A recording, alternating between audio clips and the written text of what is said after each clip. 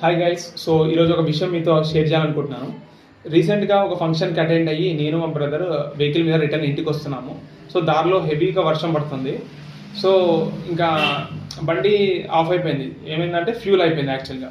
So ఇంకా మేము సరే అయిపోయింది కదా అన్నట్టు ఇంకా బండి అరౌండ్ 11 PM అవుతుంది. ఆ టైంకి పెట్రోల్ బంక్ అరౌండ్ 1 కిలోమీటర్ అరౌండ్లో ఉంది. సో సర్లే అని తోసుకుంటూ వెళ్తున్నాము. ఒక అతను బండి మీద నుంచి వెనకాల నుంచి మామూలుగా వెళ్ళాడు, పాస్ అయ్యాడు. ముందుకెళ్ళి తర్వాత మళ్ళీ యూటర్న్ తీసుకుని వెనకకి వచ్చాడు మా దగ్గరికి కొంచెం దూరంకి వెళ్ళిన తర్వాత. సో అతను వచ్చి అడిగాడు ఏమైందంటే ఫ్యూల్ అయిపోయిందంటే అప్పుడు బండి ఆపి అతని బండిలోంచి ఫ్యూల్ మాకు ఇచ్చాడు. మేము మా బండిలోకి వేసుకున్నాం. సో అది అంటే మేము థ్యాంక్స్ చెప్పాము. మా బ్రదర్కి అడిగానే ఏమైనా అమౌంట్ ఇద్దామని. సో మా బ్రదర్ ఏమన్నాడంటే అమౌంట్ ఇచ్చి ఇలాంటి విషయాలు ఆయనని తక్కువ చేయలేము అన్నట్టు అన్నాడు. సో ఇమీడియట్గా ఆయన మళ్ళీ అక్కడి నుంచి వెళ్ళిపోయాడు. ఇంకా థ్యాంక్స్ చెప్పిన తర్వాత ఏం ఆగలేదు. సో తర్వాత ఇదే విషయం మదర్తో షేర్ చేసుకున్నాం. ఏంటంటే మమ్మీ ఇలా అయిందంటే మమ్మీ అన్నారు నెంబర్ తీసుకుంటే బాగుండేది కదా, సో నెక్స్ట్ టైం ఎప్పుడన్నా ఫంక్షన్స్కి ఏమైనా ఇన్వైట్ చేయొచ్చు, ఇలా థ్యాంక్స్ చెప్పొచ్చు ఆయనకి అని మా మదర్ అన్నది.